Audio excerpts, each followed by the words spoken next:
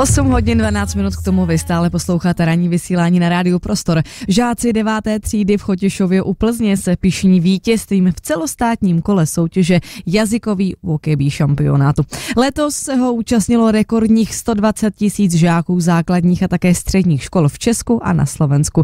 K soutěži se teď vrátíme, a to konkrétně s organizátorem a autorem aplikace walkabí Michalem Ošvátem. Dobré ráno. Dobré ráno. Tak co se děti vlastně v aplikaci učí? Pro jak staré žáky je vlastně možná nejvhodnější? Online aplikácia walkabí je vytvorená na mieru pre školy a pomáha žiakom s učením slovíčok všetkých cudzích jazykov, vrátane výslovnosti. Vhodná je pre všetky vekové kategórie od 7 rokov až po maturantov, ale ponúka aj verziu pre deti vo veku od 4 do 7 rokov.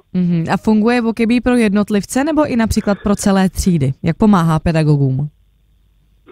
Funguje hlavne pre triedy. Vzdelávanie prostredníctvom aplikácie walkabí riadi učiteľ, zadáva slovnú zásobu podľa učebnice alebo podľa aktuálne preberanej témy. Učiteľom šetrí čas napríklad tým, že za nich opraví písomky alebo priradí k slovíčkám vhodné obrázky. V čem vlastně jazykový šampionát, který jsme zmínili v úvodu, spočívá? V čem přesně děti soutěží?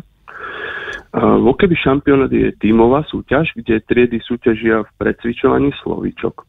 Za správne odpovede získavajú v aplikácii body a v každom kole, okresné, krajské, celoštátne, sme hodnotili priemerný počet bodov na žiaka. A 3 triedy vždy s najvyšším počtom bodov postupovali do ďalšieho kola. Vy jste v úvodu zmínil, že v rámci walkabí se mohou děti nebo i například dospívající nebo možná i někteří dospělí učit více jazyků. Tak kolik jazyků vlastně aplikace nabízí? V aplikácii sa môžu žiaci vzdelať vo všetkých cudzích jazykoch, ktoré sa bežne učia na školách.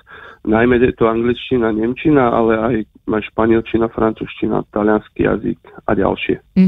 A na závěr bych se už jen zeptala na praktickou stránku věci a to, jak vlastně funguje objednávání aplikace pro školu. Musí se žáci někde registrovat nebo si něco stahovat? Všetko funguje online, aplikácia sa neinštaluje, je možné ju aj vyskúšať, stačí, aby učiteľ zadal objednávku walkabí, názov začína s dvojitým V, vocabee.app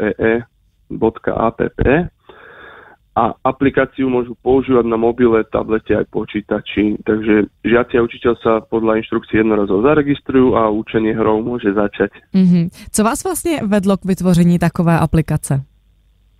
Bola za tým myšlienka v roku 2018, kedy sám som potreboval intenzívne sa naučiť 150 slovíčok v nemeckom jazyku, tak som vytvoril prototyp jednoduché aplikácie na precvičovanie slovíčok a keďže sestra učí cudzí jazyk na základnej škole, tak som to prerobil do režimu učiteľ-žiaci a keďže nič podobné neexistovalo, tak sa aplikácia uchytila a dnes pomáha 100 000 žiakom v 10 krajinách Európskej únie.